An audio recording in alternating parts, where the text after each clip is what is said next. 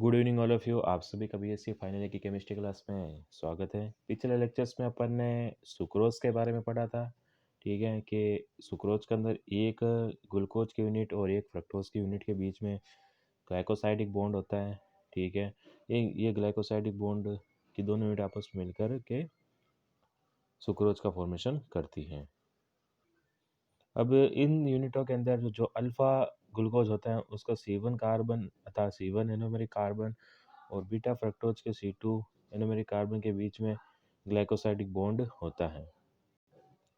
अगर अपन इसके हार्वर्ड सूत्र की बात करें गुल सुक्रोज के, ठीक है, तो कुछ इस तरीके से इसके अंदर स्ट्रक्चर देखने को मिलती है अपने को कि एक C1 और एक C2 के बीच में क्या होता है, ग्लाइकोसाइडिक बॉन्ड प्रेजेंट होता है। ठीक है, इसके स्थायी स्वरूपण को निम्न प्रकार प्रदर्शित कर सकते हैं। ठीक है, कि अगर सुक्रोज की अगर अपन चेयर फॉर्म की बात करें, ठीक है, तो ग्लूकोज के अंदर चेयर फॉर्म प्रेजेंट होती है जो कि फ्रक्टोज है, उसकी स्ट्रक्चर इस प्रकार की होती है। ठीक है, तो इसका ये क्या होता है, स्थायी संरूपण होता है।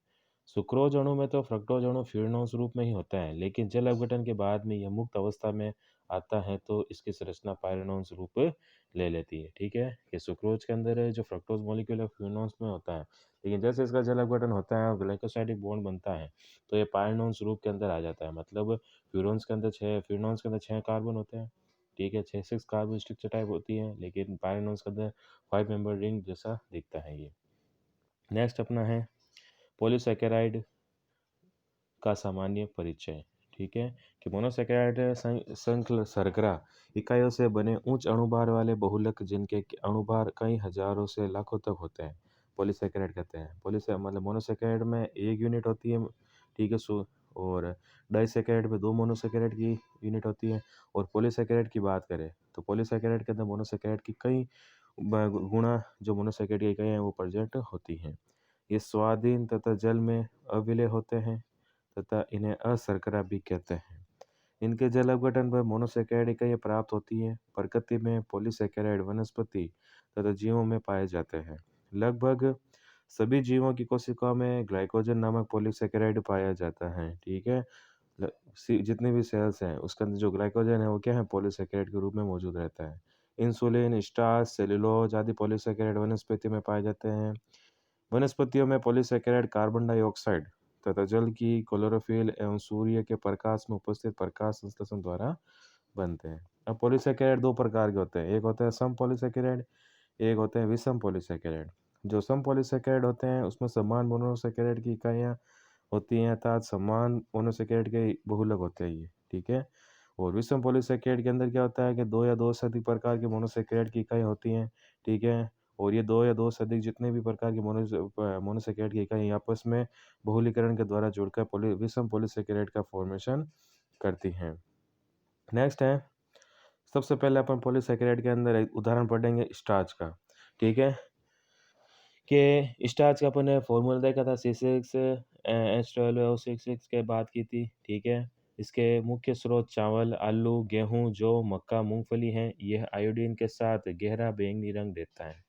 ठीक है, इस कारण इसका आयोडोमिति अनुमापन में सूचक के रूप में उपयोग आता है। ठीक है, अपन ने स्टार्च का यूज़ देखा था आयोडोमेट्री टाइट्रेशंस के अंदर कि अपन वहाँ पर इंडिकेटर के यूज़ में स्टार्च को काम में लेते हैं। ठीक है, क्योंकि ये क्या करता है कि ये आयोडीन के साथ में पर्पल कलर का रंग देता है। ठीक है, स्टार्च के 2 भाग होते हैं, एक होता है अल्फा एमाइलोज या ए भाग, दूसरा होता है बीटा एमाइलोज या एमाइलोपेक्टिन या बी भाग।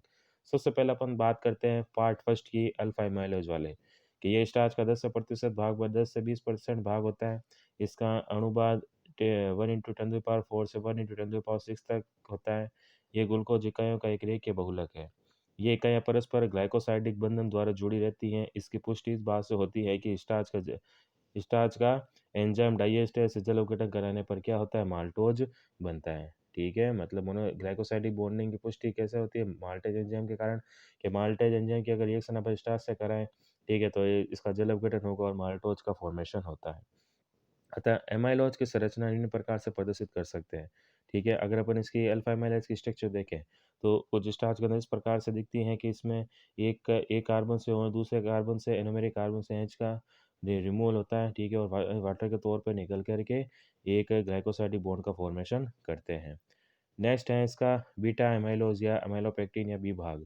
ये स्टार्च का 80 टू 90% पोर्शन होता है। ये स्टार्च का अविलेय भाग है। इसका अनुपात 5 × 10⁴ से 1 × 10⁷ तक होता है। इसमें ग्लूकोज इकाइयाँ शाक्य श्रृंखला में जुड़ी रहती है। शाखाएं 1,6 बंधन द्वारा 1,6 ग्लाइकोसाइडिक बंधन द्वारा या अन्य बंधन द्वारा जुड़ी भी हो सकती है। दोनों शाखाओं के मध्य उपस्थित अशाखित भाग में लगभग 24 से 30 ग्लूकोज इकाइयाँ उपस्थित होती हैं। 1,6 ग्लाइकोसाइडिक बंधन से उत्पन्न शाखा युक्त एमाइलोपेक्टिन की संरचना अपन निम्न प्रकार देख सकते हैं। ठीक है, अगर अपन एमाइलोपेक्टिन की संरचना की बात करें, ठीक है, तो कुछ इस प्रकार इसके अंदर अपने को स्ट्रक्चर देखने को मिल सकती है। ठीक है, कि एक यूनिट है जिसके अंदर ग्लाइकोसाइडिक बॉन्ड प्रेजेंट है। दूसरे अगर ग्लाइकोसाइडिक बॉन्ड की अगर अपन स्ट्रक्चर की बात करें, ठीक है, तो ये दोनों इकाइयाँ कैसे, एक के अंदर जो OH है, ठीक है, देखिए इसका H और CH2OH का OH है।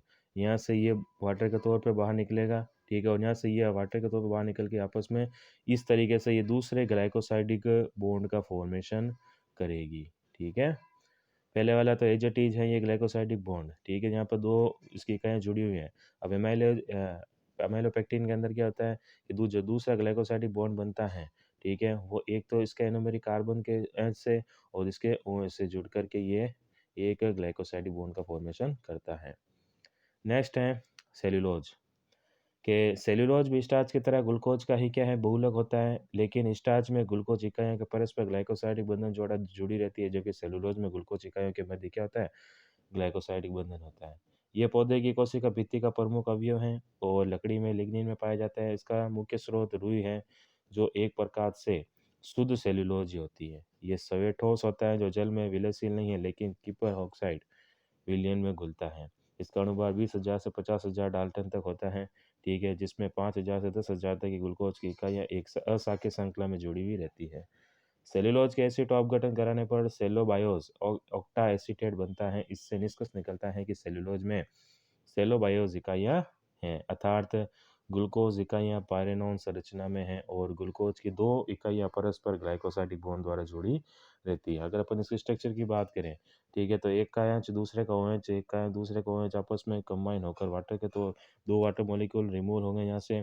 ठीक है, और इन दोनों के बीच में, ठीक है, ग्लाइकोसाइडिक बॉन्ड का फॉर्मेशन होगा। ठीक है, इस प्रकार ये दो ग्लाइकोसाइडिक बॉन्ड जुड़े रहते हैं। नेक्स्ट अपन देखते हैं कि हेमी एसिटाइल से इथर और एस्टर का निर्माण। ठीक है, कि इथर का निर्माण सबसे पहले देखेंगे कि ग्लूकोज की चक्रीय संरचना, अर्थात जिसे अपन हेमी एसिटाइल स्ट्रक्चर कहते हैं, साइक्लिक स्ट्रक्चर को ग्लूकोज की अभिक्रिया अगर अपन RX के साथ में एल्किल हैलाइड के साथ में सिल्वर ऑक्साइड की उपस्थिति में करवाएं, तो हेमी एसिटाइल के OH समूह ओल्कोक्सी का OR से में बदल जाते हैं और चक्रीय ईथर का निर्माण होता है। ठीक है, अगर अपन हेमी ग्लूकोज के हेमी एसिटाइल स्ट्रक्चर की अगर रिएक्शन अपन किससे कराएं, एल्किल हैलाइड से, किसकी प्रेजेंस में, सिल्वर ऑक्साइड की प्रेजेंस में, तो जो ये OH हैं, हेमी एसिटाइल के जो OH समूह होता है, ठीक है, ये किसके अंदर कन्वर्ट हो जाएगा, OR के रूप में। देखिए जितने भी ये OH ग्रुप है एल्कोहल के, ठीक है, ये वाले ये किसके रूप में कन्वर्ट हो जाएंगे, मेथिल रूप में, अर्थात OR के रूप में कन्वर्ट हो जाते हैं। ठीक है, और 5HCl का रिमूवल होता है। या फिर अपन देखें, ठीक है, इसके स्ट्रक्चर अगर अपन चेयर फॉर्म में करवाएं, तो कुछ इस तरीके से इसके रिएक्शन होती हैं। ठीक है, HO की जगह H आ जाता है, मतलब 5HCl के मॉलिक्यूल यहाँ बाहर निकल जाएंगे। ठीक है, ये H है, 1 2 3 4 और ये 5, पाँचों एल का रिमूवल होगा और जो CH3 हैं, ये पांचों ऑक्सीजन के साथ में अटैच होकर के ईथर का फॉर्मेशन करेगा। ठीक है, नेक्स्ट अपन देखते हैं उदाहरण 3 के अंदर के एस्टर का निर्माण। के पिरिडीन उत्प्रेरक की उपस्थिति में ग्लूकोज की हेमी एसिटिल की क्रिया अगर एसिटिल क्लोराइड या एसिटिक एनहाइड्रेट के साथ में करवाएं, तो OH समूह क्या एल्केनॉइड में बदल जाता है। ठीक है, वहाँ पर एल्कोक्साइड में कौन से OR में बदल जाता है, यहाँ पर किस में, एल्केनॉइड्स के अंदर कन्वर्ट हो जाएगा। सिमिलर स्ट्रक्चर है हेमी एसिटाइल की। इसकी रिएक्शंस करवानी है अपने को किसके साथ में, एसिटिल क्लोराइड के साथ या एसिटिक एनहाइड्रेट के साथ में करवाना है पिरीडीन के प्रेजेंस में।